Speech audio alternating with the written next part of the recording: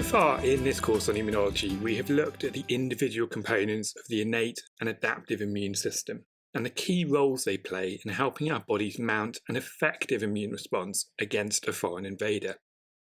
In this video, we're going to look at the immune response in time and space, from the moment a pathogen invades our body through to the resolution of that threat.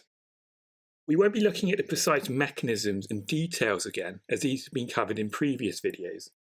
Rather, we will be taking a broader view of the immune response to see how the innate and adaptive immune responses integrate in response to a pathogen.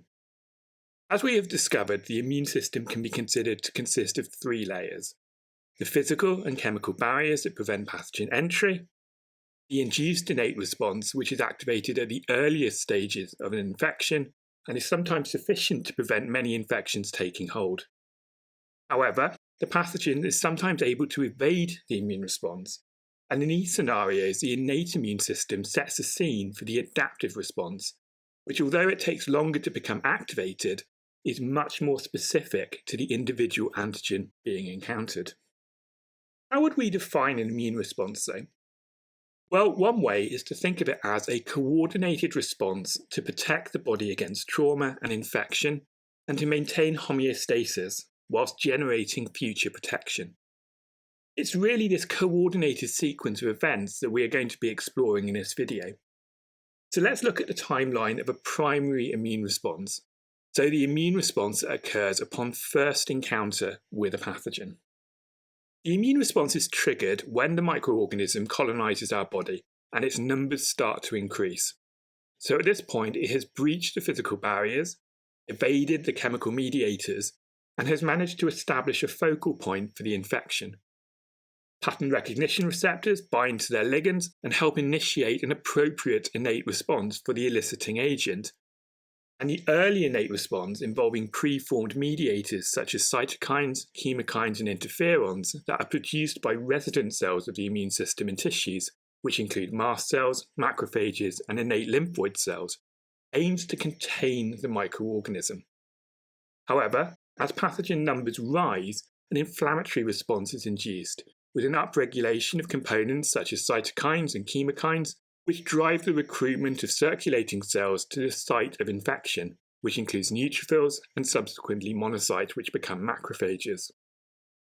Cytokines and chemokines also initiate the early stages of the adaptive immune response, helping activate dendritic cells, driving their migration from the tissues to the lymphatic system. As the adaptive response starts to become fully activated, the innate response begins to taper off, as pathogen-specific T cells and B cells begin their effector functions, which include direct cell killing in the case of CD8-positive cytotoxic T cells, coordinating the immune response for CD4-positive helper T cells, or B lymphocytes producing antibodies in the humoral response.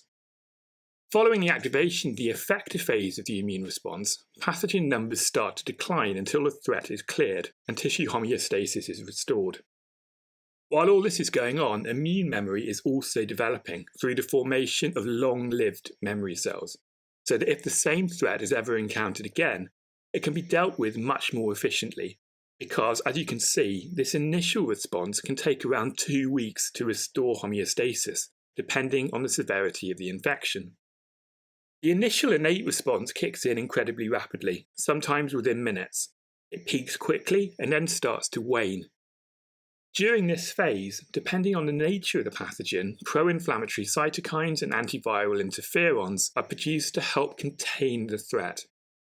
There is also a secondary, sustained cytokine response that starts after a day or so and lasts much longer than the cellular innate response. And these are the cytokines that are responsible for the development of the adaptive immune response, causing activation and expansion of the lymphocytes involved in this arm of our immune system. The effector response of adaptive immunity starts with T cells, which must undergo clonal expansion after being activated by a dendritic cell. And these start increasing in number around day 4 and peak at approximately day 9, before gradually decreasing in number. The reason for this delay is partly the time it takes a dendritic cell to find its complementary T cell, which are relatively scarce, but also because the T cell then needs to expand and finally migrate back to the tissue and the focal point of the infection. The humoral response, or the antibody-driven response, tends to be the last component of the adaptive system to kick in, starting around day 5, but then rapidly increasing in activity over the remainder of the infection period. Even after homeostasis has been restored, residual T cells and antibodies remain elevated, providing a period of prolonged protection against reinfection. So we can see the sequential activation of the different components of the immune system that we have discussed in previous videos. If we simplify this into the 3 layers of the immune system, then the first elements of the immune system a pathogen encounters are the physical and chemical barriers, so the skin, the mucosal membranes, and the chemical mediators associated with these, such as mucus, saliva, and proteases. The induced innate response typically kicks in within the first 4 hours or so, and lasts for about 96 hours, involving the activation of the complement system, phagocytosis, and target cell lysis through innate lymphoid cells, such as natural killer cells, and the initiation of the inflammatory response is key to this process.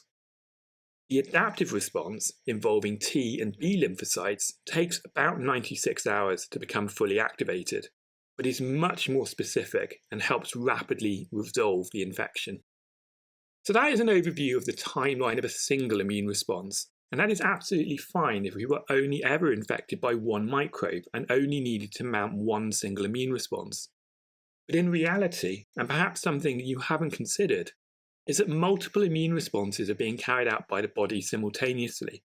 So we may encounter the same microbe at different time points over the period of, say, an hour, or different pathogens at different times during the day. So at any one moment, a whole series of overlapping immune responses are being carried out. And what this diagram is trying to illustrate is that as a result of this, we may have crossover between the different lines of the immune response, as they might each be trying to deal with individual cells of the invading organism at different stages of that immune response. And in order to resolve an infection in its entirety, we need to remove all of the invading pathogens.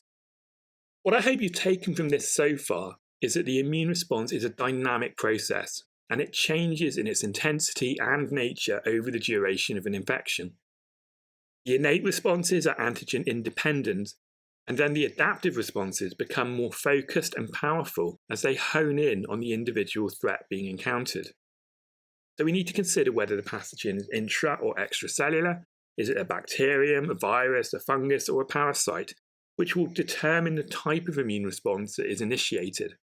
And it is important to appreciate that the innate system initiates the adaptive response, but also continues to provide support through the provision of effector cells and mediators throughout the course of the infection. Okay, so that is really the temporal aspect of the immune response. Let's now switch to the spatial element of this video and gain a better understanding of where these processes are happening within the body. We are constantly being bombarded by potential pathogenic microorganisms, and the first lines of defense do a great job in preventing these threats from entering our body in the first place. If we look at the skin as an example, then it forms a waterproof, impermeable barrier that prevents pathogen entry. Commensal bacteria on the surface help prevent colonization, and the skin itself is inhospitable, and sweat contains lysozymes and antimicrobial peptides to impair pathogen growth. If, however, the outer layer is breached, for example a cut, a burn, or in this case a foreign object, then pathogens can move past this outermost layer into the tissue space. Fortunately, these invaders will quickly come into contact with the tissue-resident mast cells and macrophages, which will both phagocytose the invader as well as release chemical mediators like histamine, cytokines, and chemokines, while simultaneously the epithelial cell pattern recognition receptors, such as toll-like receptors, have become activated by the presence of the pathogen-associated molecular patterns, or PAMPs, resulting in the upregulation of signaling via NF-kappa B, interferon regulatory factor, and AP1, which results in further cytokine and interferon release depending on the nature of the pathogen. These cytokines, chemokines, and vasoactive amines result in the initiation of an inflammatory response. Blood vessels dilate, leukocytes leave the circulation and follow a chemokine gradient, for example interleukin 8, to the site of infection, and proteins of the complement system become activated, helping to lyse microbes and contain the infection. Very often, this innate response is sufficient to eradicate the invading pathogen. But if microbial levels continue to rise and reach a certain threshold, then the adaptive immune system comes into play, which requires the activation of T and B lymphocytes. Antigens can travel to the lymph nodes in two different ways, either as whole antigen, which results in the activation of B lymphocytes, or as processed antigen, which leads to the stimulation of T lymphocytes. Looking at T lymphocytes first, the antigen needs to be captured and delivered to the lymph nodes by antigen-presenting cells, such as tissue-resident dendritic cells, as shown here. The pathogen is phagocytosed and processed by the APC, and small peptide fragments are displayed in the groove of the major histocompatibility complexes on their surface. In the process of presenting the peptide, the dendritic cells become activated and migrate into the afferent lymphatic system under the action of cytokines and chemokines released from lymph nodes. The dendritic cells move through the lymph nodes to the paracortical region, where they associate with the fibroblastic reticular cell, or FRC network. This allows naive CD4 positive and CD8 positive T lymphocytes in the paracortex to scan the antigen-presenting cell and the peptide it is presenting via MHC class II or MHC class I respectively. If the naive T lymphocyte is complementary to the presented peptide and receives the correct co-stimulatory signals, then it becomes activated. These activated cells then leave the lymph node via the efferent lymphatics and will ultimately migrate back through the circulation to the original site of challenge to help clear the persisting infection. The other lymphocyte population that can be activated is of course the B lymphocytes, and the process here is slightly different. We are primarily going to be looking at soluble antigen movement into the lymphatic system. It's important to know that unprocessed antigen can also piggyback on antigen-presenting cells as they migrate into the lymph nodes, and B cells also have the capacity to sequester processed antigen from antigen-presenting cells via their B cell receptors.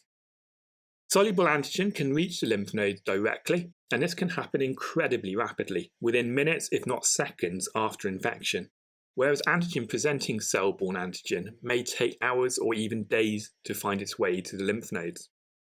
Depending on the size of the intact antigen, it can reach the lymph nodes in various different ways. Small, soluble antigens can travel to the lymph node directly via the blood system. Larger antigen particles can migrate to the lymph node via the efferent lymphatics, and some pathogens, if opsonized by antibody or complement proteins, can bind to receptors on antigen-presenting cells and be carried into the afferent lymphatics that way. Regardless of the entry method, the unprocessed antigen often ends up at the subcapsular sinus of the lymph node, which lies just outside the B cell follicles. Specialized macrophages reside in this sinus and transport antigen across the sinus and relay it to the specialized cells in the B cell follicles. Non-antigen specific B cells are able to sequester the antigen from these macrophages directly via complement or Fc receptors on their surface, while some of the macrophages also move directly into the follicle across the subcapsular sinus.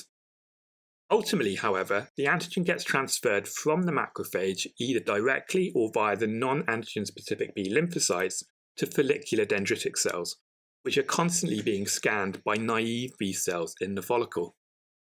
Recognition of the antigen by a complementary antigen-specific B lymphocyte binding via its B cell receptor or BCR leads to activation of that B cell and ultimately clonal expansion, followed by the production of antibodies specific to the antigen that has been encountered.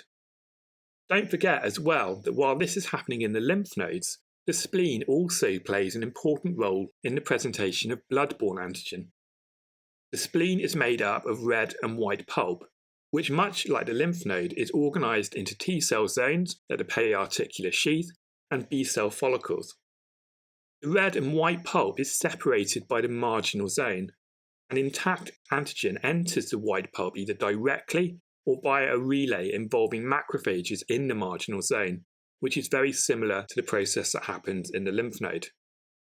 Antigen-presenting cells carrying processed antigen migrate to the T cell zone, and are scanned by circulating naive T lymphocytes.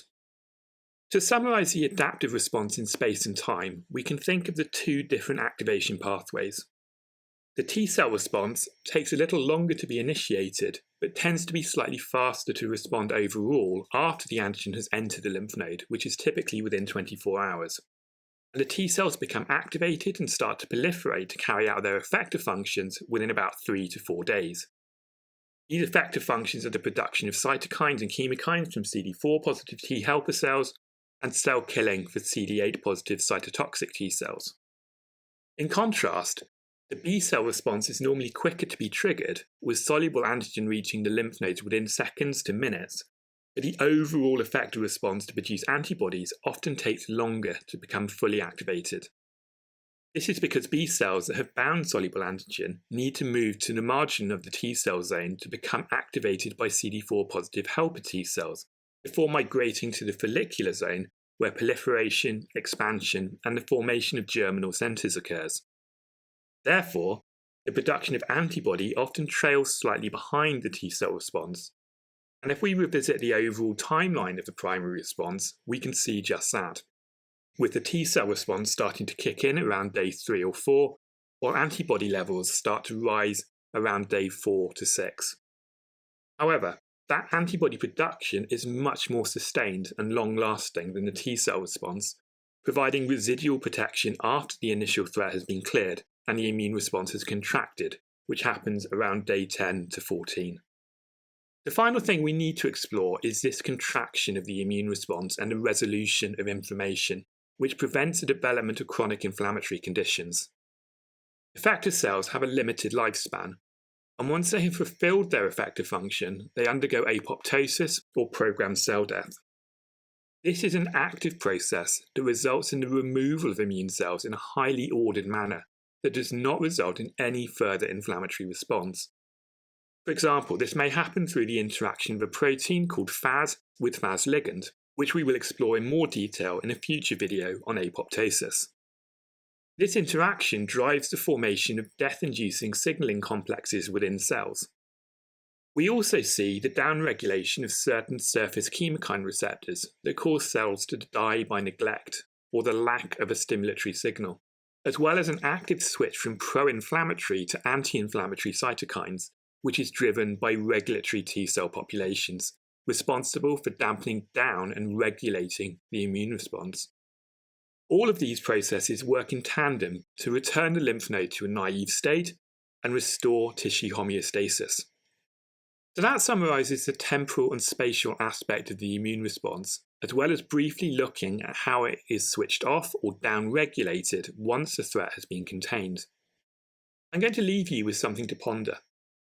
Looking at this table, we can see that what we might deem to be a successful, normal immune response is not always beneficial to the body. For example, in host graft rejection, autoimmune disease, or allergy.